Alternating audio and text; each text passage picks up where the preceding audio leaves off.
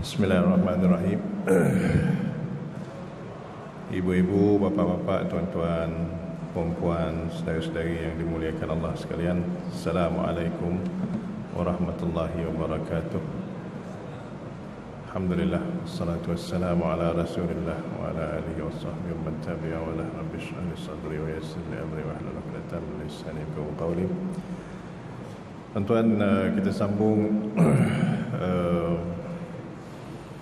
kajian dan perbincangan kita daripada surah Taha. Kita berhenti pada kuliah yang lepas pada ayat 64. Kita sambung insya-Allah pada pagi ini pada ayat 65 ayat 65. Kita recap balik konteks dia. Keadaannya sekarang ni dah pun berlaku peristiwa pertembungan di antara Nabi Musa dan juga golongan ahli sihir daripada pihak Firaun.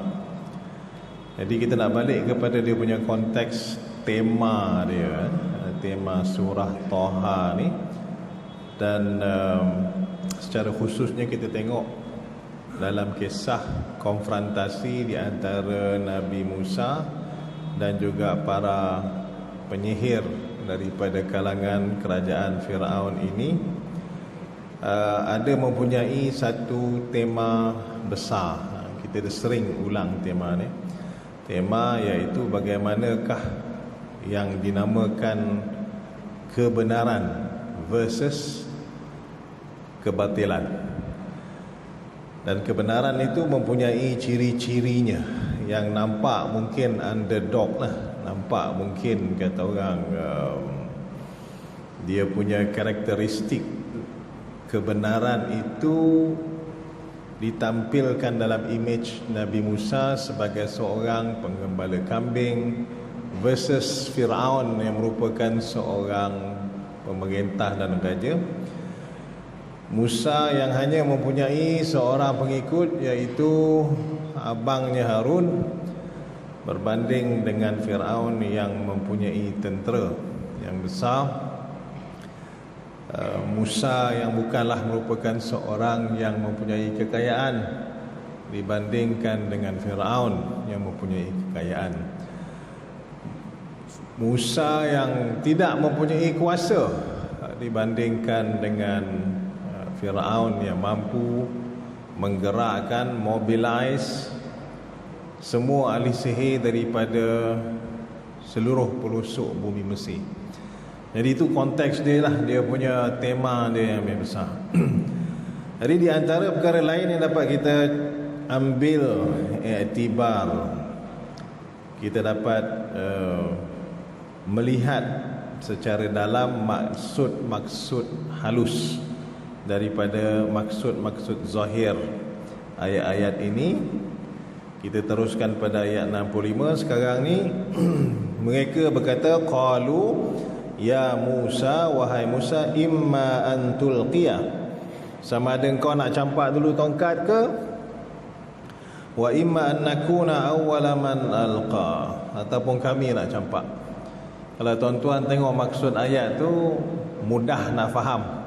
Maksudnya para penyihir tu dia tanya Musa, kau nak campak ke aku nak campak?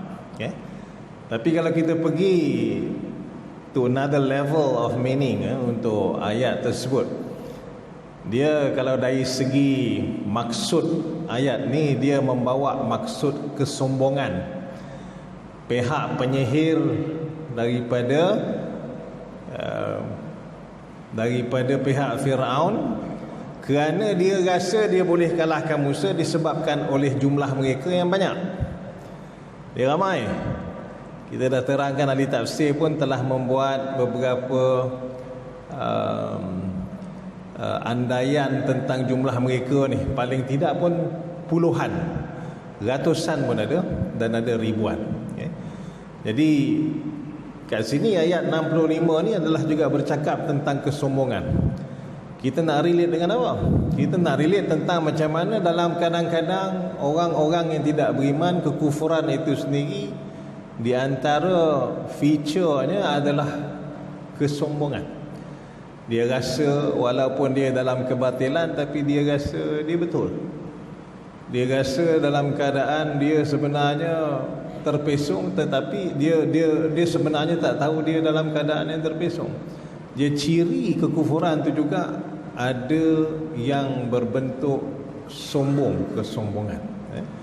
Sebab itu kalau kita tengok daripada sirah Nabi, orang-orang yang masuk dan beriman pada mula-mula Nabi berdakwah adalah dalam kalangan orang-orang yang merupakan orang-orang golongan bawahan daripada kalangan masyarakat. Jadi iman tu dipandang sebagai sesuatu yang rendah. Kalau nak dibandingkan in comparison dengan orang-orang yang tak beriman waktu itu, mereka ni adalah dalam kalangan pembesar, saudagar dan sebagainya. Tapi Al-Quran datang beritahu kita iman tidak diukur sedemikian.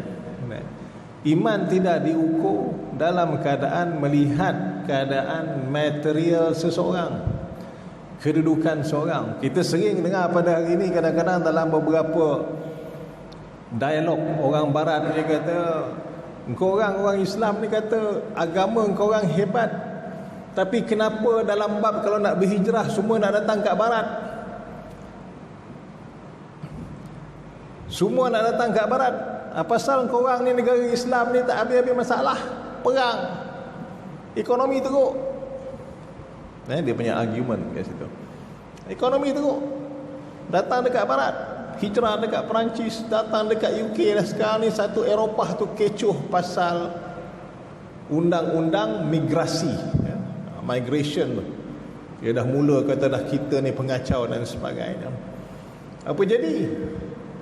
Orang kita pula kalau dalam keadaan nak mencari asylum, dalam keadaan nak mencari tempat perlindungan, pergi kat negara barat. Problemnya kita pula, orang Syria perang, dia tak pergi berhijrah dekat Saudi dengan Kuwait, dia pergi berhijrah dekat Greece, dekat Itali ke atas. Itu pun problem kita juga. Kita ni sebagai orang Islam nak masuk negara kafir lebih senang daripada kita nak pergi negara Islam sendiri. Itu problem kita. Kita kena mengakulah masalah kita sekarang ni. Sebagai seorang Islam, kadang-kadang slogan kita lebih kuat daripada apa yang kita buat, kan? Sepatutnya action speaks louder than word. Kita terbalik, kataan je macam-macam. Innamal mu'minuna ikhwatun fa aslihu baina akhawaykum. Sesungguhnya orang-orang mukmin tu bersaudara, kan? Tapi kalau orang Syria nak masuk Saudi, bapaklah payahnya. Nak pergi dekat Kuwait, bapaklah payahnya. Senang lagi pergi naik kapal, pergi dekat Greece ke, dekat Cyprus lagi senang, negara kafir. Sebab diorang ni adalah dalam kalangan negara-negara yang menandatangani perjanjian yang nak ambil pelarian tu. Kita Malaysia pun tak buat macam tu. Kita cakap je, sembang. Kadang-kadang waktu hijrah ke, tahun baru hijrah, kita sembang pasal persaudaraan dan sebagainya, tapi masih banyak lagi perkara yang kita perlu perbaiki untuk amalan kita.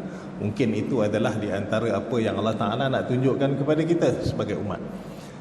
Jadi berbalik-balik kepada image, masalah image tadi itu. Macam mana orang-orang yang kufur ni dia sombong disebabkan oleh kedudukan dia. Jumlah dia lagi banyak, kan? Jumlah dia lagi banyak. Tetapi apa yang kita belajar daripada Al-Quran ialah iman dia tidaklah diukur dan dilihat sedemikian rupa. Allah Ta'ala nak beritahu kita dalam surah Taha ni, iman ni boleh jadi datangnya dalam keadaan yang bukan image Nabi Sulaiman. Ada kuasanya, ada powernya, ada hartanya. Tetapi iman juga boleh datang dalam bentuk apa yang dibawa oleh Nabi Musa. Jadi ada kepelbagaian. Bukanlah merupakan satu yang cela kekayaan dalam Islam, tidak. Kita belajar sirah pun kita tahu sahabat-sahabat ada yang kaya. Sayyidina Osman, Sayyidina Abu Bakar, Abdul Rahman bin Al-Auf, zaman-zaman tersebut. Ini golongan-golongan jutawan. Kalau sekali sedekah ni dia tak main puluh-puluh ribu, dia main juta aja. Ada, tak ada masalah. Cuma kita tidak mengatakan image Islam itu hanya terangkum Dia hanya eksklusif dalam satu bentuk saja. Boleh jadi Islam, iman datang dalam bentuk yang kuat seperti mana kerajaan Nabi Daud dan Sulaiman, seperti mana gagahnya kerajaan Nabi Muhammad di semenanjung tanah Arab. Tetapi pada mula-mulanya Islam dan iman itu sendiri adalah sesuatu yang kita tidak ukur dengan kedudukan material.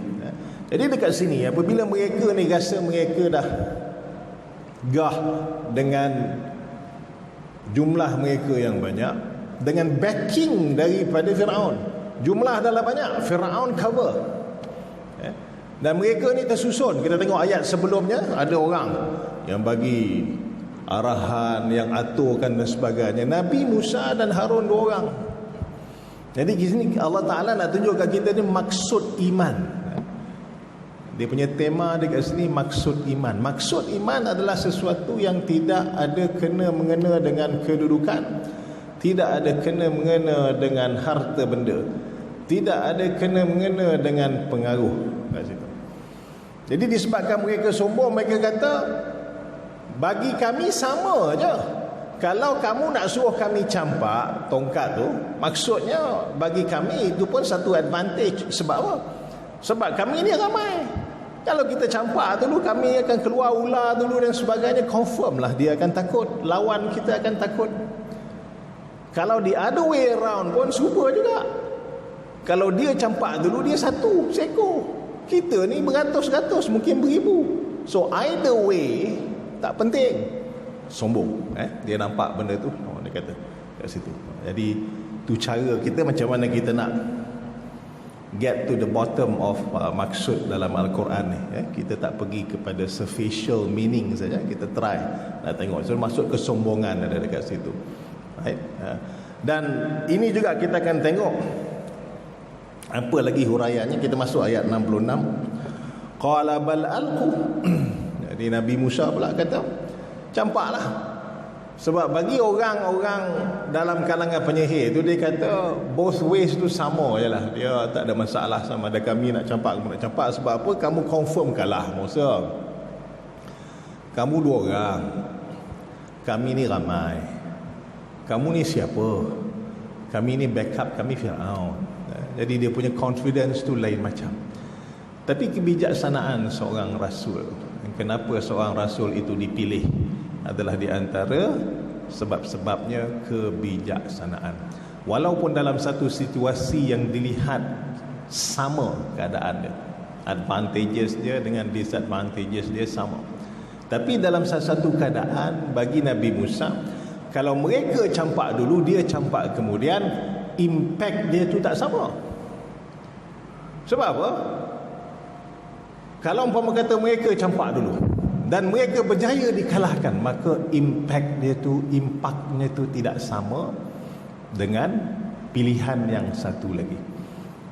Kalau zaman sekarang ni maksudnya hero menang kemudian, lebih kurang macam tu.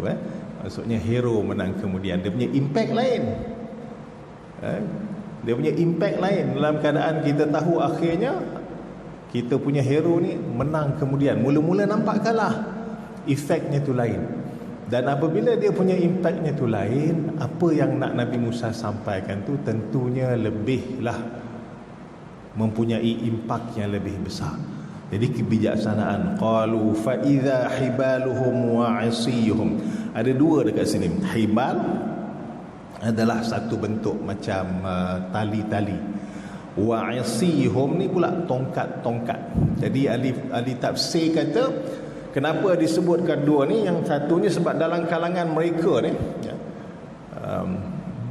dia kalau dalam translation pun kita tengok, dia kalau sihir ni dia boleh jadi bomoh pun boleh, dan dia boleh juga jadi ahli silap mata. Dua-dua tu dia beza tau, tapi perkataan yang digunakan sama, sahara. Sahara ahli sihir kat situ. Jadi yang pertama tu ulama kata hibaluhum adalah untuk menunjukkan kepada golongan ahli silap mata, yang mana mereka ni menyihirkan pandangan orang supaya melihat tali-tali tersebut macam ular. Kedua, asiyuhum ni, asa ni adalah tongkat.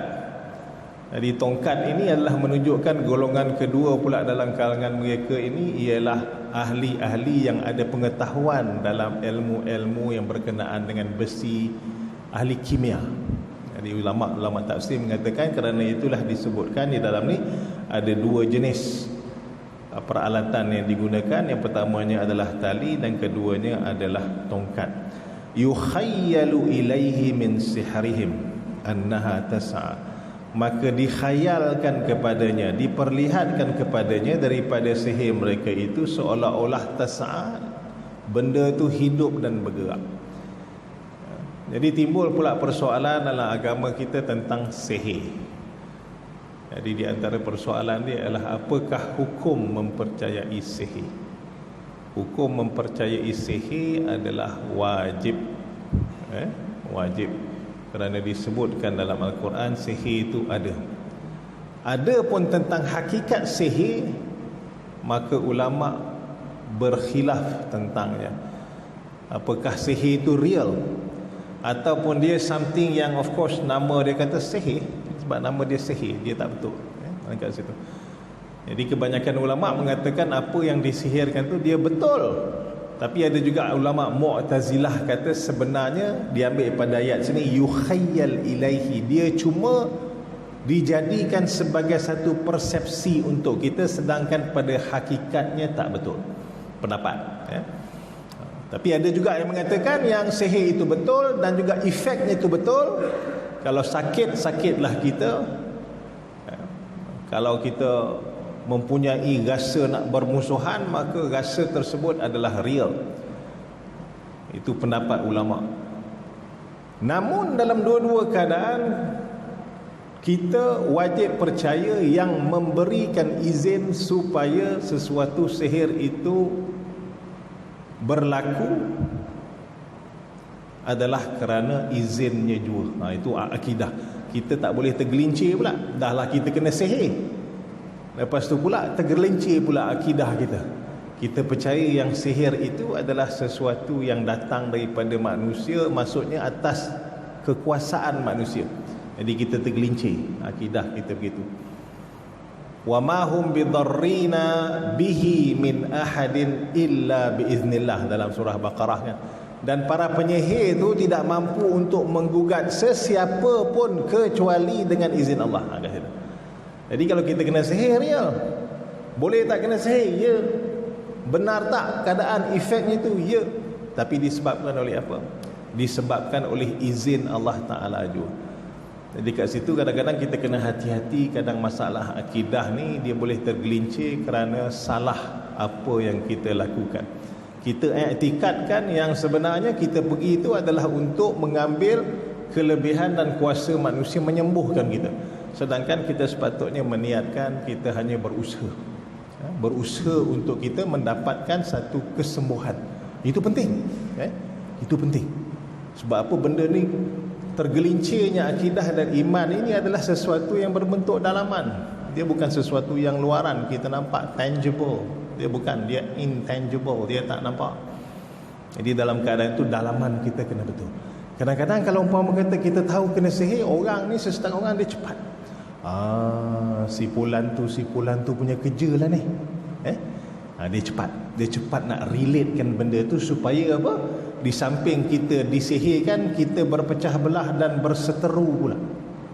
Tak cukup dengan dalam keadaan disihir, kita ni pula menyimpan dendam kesumat pada seorang yang dituduh.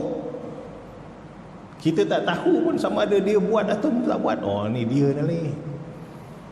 Jadi hati-hati. Kadang-kadang kita ni dah lah sakit, pergi pula jumpa kalau orangnya yang salah, hati pula jadi sakit. Dah lah fizikal sakit, hati pula sakit dan sebagainya. Jadi ni kena jaga.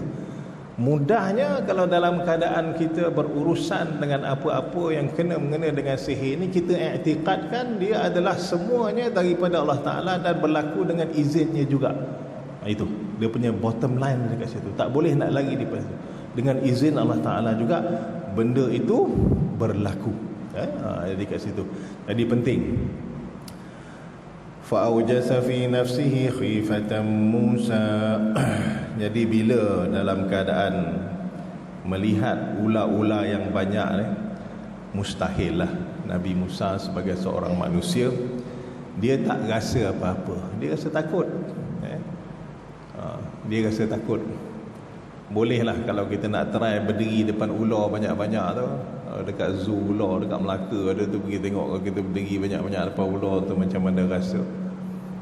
Itu juga Nabi Musa dalam keadaan menghadapi mungkin puluhan, mungkin ratusan, mungkin ribuan, mungkin ribuan ular-ular yang dilihat di depan mata baginda. Jadi dia rasa takut. Fa'aujasa fi nafsi khifatan Musa. Tapi ulama tafsir mengatakan takut Nabi Musa ni ada juga kemungkinan. Satunya takut dia nampak ular, keduanya takut Nabi Musa, orang-orang yang hadir menyaksikan pada hari itu akan lebih cenderung percaya kepada ahli-ahli sihir tersebut, sebab dia orang dah nampak ular-ular ahli sihir ni melengkor-lengkor beratus-ratus, beribu-ribu. Jadi ulama tafsir mereka mentafsirkan yang dimaksudkan dengan takut kat sini adalah takut yang biasa, yang natural tersebut, dan kedua ialah takut disebabkan Nabi Musa bimbang apa yang akan berlaku kepada orang-orang yang menyaksikan pertemuan pada hari tersebut. Jadi dalam ayat ni menunjukkan macam mana Nabi Musa walaupun dalam keadaan tertentu disokong oleh mukjizat. Ada dua mukjizat besar yang Allah Ta'ala berikan dengan confidentnya sebelum tu, tetapi kita manusia ni adalah orang biasa yang boleh tergugat.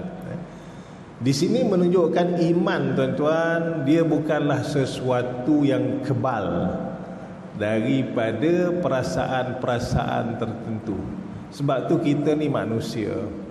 Bukan nak kata bila kita iman ni kita tak bersedih. Kita bersedih macam mana Nabi Muhammad sedih atas pemergian anak baginda Ibrahim, kan? Sedih dia, anak-anak baginda yang lain. Tetapi dengan imanlah kita panggil, kita uplift, kita naikkan diri kita ini supaya kita tidak terus terjerumus ke bawah menjadi kufur. Jadi iman ni adalah pemangkin, tetapi orang yang beriman tetap terdedah, vulnerable kepada benda-benda yang bersifat perasaan begitu. Mustahil kata aku beriman aku tak sedih. No, tak. Sama juga dengan Musa, nampak betul beriman, dipanggil oleh Allah Ta'ala, diberikan mukjizat, tapi bila sampai kepada masalah perasaan, kita ni manusia, kena faham. Jadi dalam keadaan tertentu, kalau umpama kata kita ada iman, kita marah tak? Kita marah. Tapi ubat marah adalah sabar. Ubat takut adalah percaya. Sebab kita ni manusia sentiasa dalam keadaan diuji. Laqad khalaqnal insana fi kabad, dan kami jadikan manusia itu dalam keadaan yang sentiasa susah dan payah. Keadaan kita bukan maksudnya bila ada iman tu tentu-tentunya kita stable at one level. Tidak. Kita takkan sedih. Tak. Kita takkan marah. Tak. Kita rasa macam mana manusia lain rasa. Kita rasa sedih. Tapi adanya iman, dia akan maintain keadaan tersebut. Kita sedih kadang-kadang, Allah Ta'ala nak uji kita macam-macam, dengan anak kita, dengan pasangan kita, dengan bos kita, dengan masyarakat kita dan sebagainya. Ujian tersebut biasa, dan perasaan kita ni rasa sedih, rasa lemah, apa sebagainya, biasa. Tetapi yang menjadikan kita ni beriman ialah macam mana respon kita kepada sesuatu isu. Kalau kita marah macam mana? Kalau kita nak cakap, pendapat kita macam mana tanpa kesombongan. Jadi sebab tu ayat 68 ni bagus, tuan-tuan, kita boleh amalkan. Kadang-kadang kita ni sebagai seorang mukmin memang sentiasa Allah Ta'ala jadikan sebagai ujian. Ujian ni mana-mana dalam ayat Al-Quran disebutlah. Disebut kita ni manusia ni adalah dihidupkan, diciptakan untuk ujian. Dalam surah Al-Mulk pun disebutkan, dinamakan ibtila, bala. Ibtala, daripada perkataan bala tu, ibtala, maksudnya diuji. Ibtala ni juga adalah, kalau dia satu proses di mana kalau nak dapatkan kain tu, ni dalam bahasa, nak dapat kain tu yang kita color-colorkan tu, jadi ibtila ni adalah maksudnya kita celupkan, kita bantai, kita keringkan, kita lembapkan balik, kita masukkan dye color dia, tu nama dia ibtila. Jadi sama dalam keadaan manusia ni, kita ni adalah dalam keadaan yang diuji macam mana kiasan kepada maksud ibtila, kain tadi yang nak dicolorkan tadi. Itu exactly dia punya maksud dia. Perkataan bala tu sama dengan keadaan kita. Tapi respon kita tu penting. Sebab tu orang mukmin ni, tuan dan puan-puan, kita kena ada satu senjata kita panggil sebagai self therapy kita. Macam mana kita duduk dan kita hadap Allah Ta'ala nak merawat hati. Budak-budak muda sekarang dipanggil healing lah, entah apa benda healing lah, jalan tepi pantai lah, pergi shopping lah, menghabiskan duit mak bapak kan, menghabiskan duit kita. Budak-budak muda sekarang ni. Lah Islam ni yang kata healing ni self therapy dia. Kita tengok balik kedudukan kita sebagai hamba Tuhan. Sebab tu ayat yang seterusnya ni penting, saya urai kejap. Qulna la takhaf innaka antal a'la. Nampak? Jadi ayat ni daripada Allah Ta'ala, qulna, dan kami kata la takhaf, Musa kau takut, jangan takut. Nampak? Sesuatu yang negatif dalam jiwa kita, tuan-tuan, terapinya adalah dengan mengatakan sesuatu yang positif. Kalau kita takut, kata jangan takut. Kalau kita marah, kata jangan marah. Kalau kita sedih, kata la tahzan. Dalam Al-Quran semua tu ada, la tahzan innallaha ma'ana. Kalau kita sedih, jangan sedih. Sebab sedih ni boleh membawa kita kepada satu emotional level yang menjadikan kita tak boleh nak buat kerja. Sedih sangat, semua tak jadi. Cakap dengan orang tak nak. Dalam pepatah Melayu pun kata-kata, mandi tak basah, makan tak kenyang, apa lagi, suasana emosi. Negatif tak? Negatif. Sebab Nabi kata doa, Allahumma inna na'udzubika minal hammi wal hazan. Aku berlindung pada engkau daripada ham. Ham ni rasa macam dia panggil sibuk tentu arah, excitement, over excitement ke whatever kan. Al-hazan sedih, dia negatif. Jadi kat sini kalau Nabi Musa takut, dan kita kiaskan dalam keadaan kita, kalau kita rasa macam lemah, kalau kita rasa negatif, kenalah ada ayat-ayat positifnya. Itu healing kita orang Islam. Bukan kita pergi healing pergi jalan-jalan supermarket menghabiskan duit kita, makan banyak-banyak ke, tak nak makan kedai mamak, nak healing ni, nak makan yang branded aja. Healing kita kena ajar sikit anak-anak kita kan, benda-benda macam tu kena ajar sikit anak cucu kita, kena ajar lah konsep tu is real, konsep betul kan. Kalau kita nak healing tu, it's real. Problem kita dalam hidup, it's real. Okay? Stress is real. Depression is real. Semua benda betul. Right? Tapi kita punya approach tu, pendekatan kita tu kena betul. Jadi dalam keadaan macam ni, Allah Ta'ala bagi tahu kita, kalau kita dalam keadaan, if you are so down, kalau kita gendah sangat, rasa macam sedih, rasa sangat tak ada semangat. Jadi satunya Allah Ta'ala kata kat sini, qulna la takhaf. Nampak? Satunya kita kena cakap dan cari perkataan-perkataan yang positif. Nampak? Kalau tuan-tuan biasa benda-benda, setengah orang nama dia sebagai pseudosciences, neuro-linguistic programming lah, law of attraction dan sebagainya. Banyak kadang-kadang kita pun dekat tempat kerja kita, orang-orang bagi motivasi macam tu kan. Tapi okey lah, boleh ambil yang positifnya. Tapi yang penting, perkataan yang positif akan mencambahkan perasaan yang negatif. Yang positif, yang positif akan mencambahkan perasaan yang positif. Sebab tu benda-benda yang sebegini penting. Tetapi kita Islam tak cukup dengan sekadar cakap benda yang positif.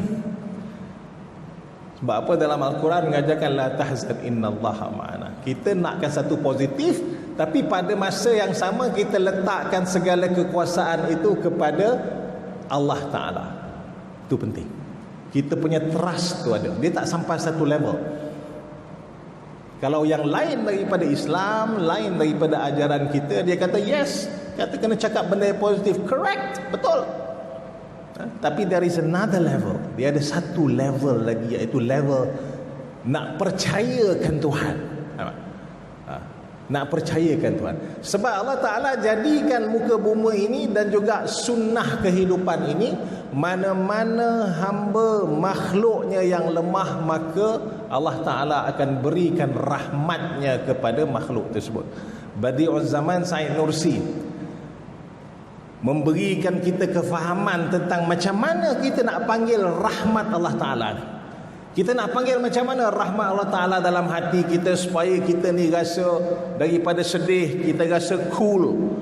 Daripada rasa lemah, kita rasa competent. Daripada rasa tak tahu, kita rasa tahu. Ialah dengan memperakui kelemahan kita. Dengan memperakui kelemahan kita, maka kita panggil kekuatan daripada pencipta kita. Sebab itu kita tengok Badi'uz Zaman Said Nursi dibagi contoh yang mudah. Macam mana burung helang yang melahirkan anaknya menetas dekat puncak gunung. Burung-burung tu mata pun tak terbuka. Nak berjalan, nak terbang tak boleh lagi, kena tunggu berbulan-bulan.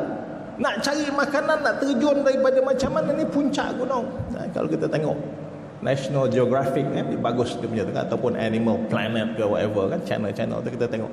Tapi ni Badi'uz Zaman Said Nursi cakap dalam Risalah Nur dia tentang macam mana rahmat Allah Ta'ala tu, Maha Rahman dan Rahimnya Allah Ta'ala tu, dia memberikan rezeki dan keselamatan kepada hamba-hambanya yang lemah. Maka didatangkanlah kekuatan kepada ibu helang tersebut, cari makanan kadang-kadang berpuluh-puluh kilometer, beratus-ratus kilometer, dalam keadaan yang lemah itu adalah anaknya datang dan disuapkan terus dalam paruh dan mulutnya. Rahmat Allah Ta'ala macam tu tuan-tuan. Kita nak panggil rahmat Allah Ta'ala, kita kena mengaku kita ni lemah. Dahulu barulah kita nampak kekuatan, nampak keagungan Allah Ta'ala. Sebab tu antara nama Allah Ta'ala adalah Ar-Rahman dengan Ar-Rahim. Kita mengaku kelemahan. Kita down dekat tempat kerja, orang salahkan kita dan sebagainya, kita mengaku kita lemah. Tapi kita mengaku kita lemah disebabkan kita hamba Allah Ta'ala. Dan semoga Allah Ta'ala memberikan kita kekuatan. Sebab itu di antara perkataan keramatnya adalah Bismillahirrahmanirrahim. Itu yang kadang-kadang benda-benda amalan-amalan ni tuan-tuan, dia dah biasa sangat kita tahu, dah biasa sangat kita buat. Tapi problemnya kadang-kadang kita lupa purpose dia, tujuan dia. Kita cakap sesuatu perkataan dengan nama Allah yang Maha Pemurah lagi Maha Pengasih. Okey, kita tahu meaning dia, kita tahu maksud dia, tapi kita tak tahu purpose dia. Sebabnya apa? Bismillahirrahmanirrahim. Bismillahirrahmanirrahim merupakan satu perkataan keramat. Kerana apa? Dalamnya tersimpul macam-macam perkara. Kalau dari segi bahasa pun, kalau orang bahasa tahu Bismillah dengan nama Allah, dia preposition plus noun, ataupun dia panggil apa nama bahasa Melayu, preposition ni maksudnya dengan apa, kata penghubung dan juga kata nama. Kalau preposition plus noun ni, kata penghubung dengan kata nama, dia tak boleh menjadi satu ayat yang lengkap. Kalau saya kata kat tuan-tuan, dia kata dengan bas, dua kataan, dengan bas. Tuan-tuan mesti tanya, kata dengan bas apa? Sebab ayat saya tak lengkap. Dia perlukan subjek. Ini masalah bahasa, linguistik lah.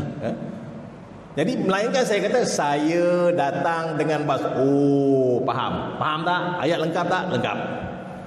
Tapi kalau umpama kata preposition plus dengan noun, kata penghubung saja plus dengan kata nama, ayat takkan jadi lengkap. Cuma bismillah ni dia adalah yang macam tadi. Bismillah dengan nama Allah. Dengan nama Allah apa? Nampak? Sebab itu kalau kita buka kitab kuning, ulama-ulama lama kita, terjemahan bismillah itu adalah kumulai. Kumulai dengan nama Allah. Sebab bismillah itu disengajakan dimulakan dengan nama dan dikosongkan sebelumnya supaya kita isi apa-apa sahaja yang kita nak. Aku makan dengan nama Allah, aku berjalan dengan nama Allah, aku bawa kereta dengan nama Allah, aku hantar anak ke sekolah dengan nama Allah, aku pergi kerja dengan nama Allah. Itulah dia bismillah. Sebab tu bismillah tu dia sedemikian rupa, dia preposition plus dengan noun. Kalau dari segi makna dia tak lengkap, kita panggil incomplete sentence, dia tak lengkap. Melainkan kita datangkan pada mula-mulanya dengan subjek. Sama ada subjek tu adalah kata nama ataupun kata kerja perbuatan. Itulah ajaibnya bismillah. Jadi dengan bismillah itulah kita panggil kekuatan Allah Ta'ala. Jadi kita uplift diri kita daripada lemah menjadi kuat, daripada sedih menjadi in control, daripada emosional menjadi tenang. Kat situ itu cara dia macam mana. Bismillah. Bismillah ni mana-mana tuan-tuan, amalkanlah, paling mudah. Nak pakai selipar, kita keluar masjid kamu bismillah, bawa kereta bismillah, cocok kunci dekat apa kereta tu bismillah, pulas steering bismillah. Kita amalkanlah tuan-tuan, supaya kita tenang. Sebab kalau kita nak harapkan pada diri kita macam-macam, sebab syaitan ni akan masuk, dia sentiasa rasa kita ni tak kompeten lah, kita ni tak mampu lah. Kalau kita kadang-kadang, kalau macam tuan-tuan, kalau kita nak buat speech, kadang-kadang kita speech, kita bagi speech ni, kadang-kadang ada tu yang masalahnya speech impromptu. Kita biasa bagi speech, tapi kadang-kadang setan masuk tu, dia rasa gelabah, gagap, keluar perkataan tak keluar apa dan sebagainya. Ataupun tuan-tuan dah buat training presentation dekat company dan sebagainya, dah hello dah training, bila kena panggil depan nak present, hancur semua. Sebab apa? Kita tak nampak kekuatan tu. Tapi baca, insyaAllah baca bismillah, baca panggil benda tu. Jadi kat sini ayat ni penting. Tengok macam mana takut tu. Qulna la takhaf innaka antal a'la. Jangan takut, engkaulah yang lebih benar, lebih tinggi kedudukannya. Sebab apa? Engkau bersama. Ini dinamakan kebersamaan dengan Allah Ta'ala. Sebab tu perkataan be tu, dengan nama Allah tuan, dia dengan ni dia ada banyak maksud. Antara maksud dengan itu adalah dipanggil al-ma'iyyatu. Dalam bahasa Arab al-ma'iyyatu, ma'a tu kebersamaan, togetherness, ataupun kebersamaan. Jadi bismillah tu adalah kebersamaan kita dengan Tuhan. Itu bismillahirrahmanirrahim. Setiap surah dimulakan dengan bismillahirrahmanirrahim, kecuali satu surah lah dalam Al-Quran, dan dia sebahagian daripada ayat Quran. Bila kita baca bismillah tu, dia pun adalah sebahagian daripada ayat Quran, dan maknanya besar. Maknanya besar. Bismillahirrahmanirrahim, makan bismillahirrahmanirrahim dengan nama Allah. Jadi kat situ kita tengok kelemahan kita. Kadang-kadang kita takut nak makan macam-macam, doktor nasihatkan tu, sakit tak boleh nak makan tu, bismillah je, insyaAllah. Kalau sakit, sakitlah. Kadang-kadang makan benda yang kita jaga-jaga sangat ni pun kita tetap juga sakit kan. Tak boleh nak kata apa juga. Itu kaedahnya yang asal. Tapi dalam keadaan yang moderate dan sebagainya, dengan bismillah. Itu cara bismillah ni dia boleh mengubah hidup kita. Kita pun sama-samalah berusaha nak buat benda tersebut.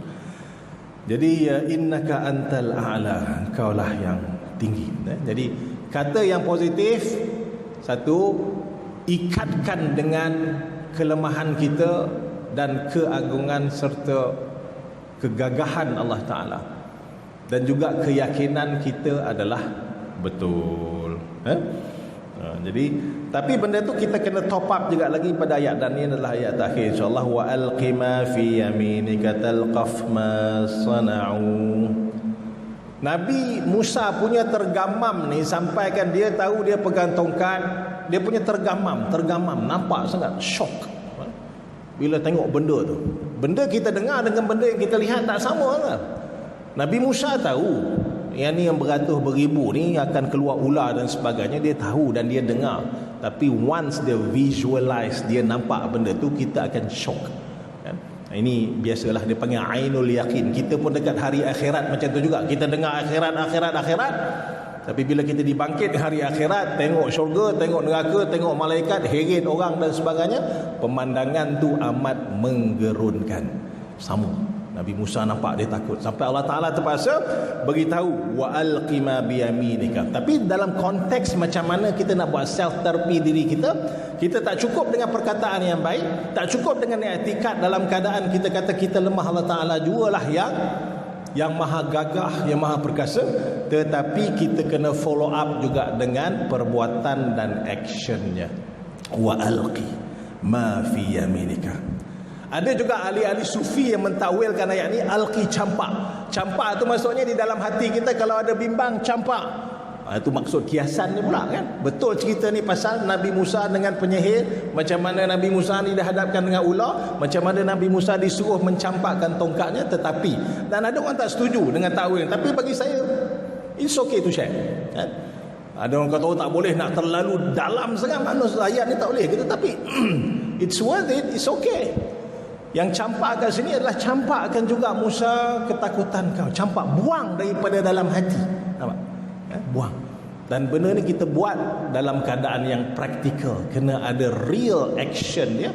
And at the same time, dalam hati kita pun kena buang. Jangan buang luar, dalam tak buang, tak jadi. Kat situ. So, itulah di antara benda-benda yang insya-Allah kita dapat kongsikan pagi. Jadi umumnya kita bercakap tentang macam mana ayat di antara Nabi Musa dan penyihir ini boleh kita jadikan sebagai satu panduan juga untuk kita uplift our spirit. Macam mana kita nak menjadikan jiwa kita, emosi kita. Inilah maksud-maksud yang tersirat dalam Al-Quran yang sebenarnya walaupun ceritanya itu adalah cerita pada zahirnya adalah cerita sejarah. Tapi kita kena faham Al-Quran ni bukan cerita sejarah. Dia nak cerita pengajaran. Itu namanya tadabbur. Kita tengok macam mana dan sebagainya, kita kaitkan. Sebab tu kalau kita baca Al-Quran ni, jangan kita berhenti tahap makna permukaan saja kan? Go deeper, pergi kepada maksud-maksud yang ada kena-mengena dengan perasaan, dengan hati. Nescaya kita akan dapatkan banyak pengajaran insya-Allah, kerana Al-Quran ini adalah petunjuk untuk kita, petunjuk hati dan iman, bukan sekadar petunjuk-petunjuk tentang syariat, undang-undang, hukum dan sebagainya, tapi juga kepada hati kita. Subhanakallahumma bihamdika asyhadu an la ilaha illa anta astaghfiruka wa atubu ilaik. Wassalamualaikum warahmatullahi wabarakatuh.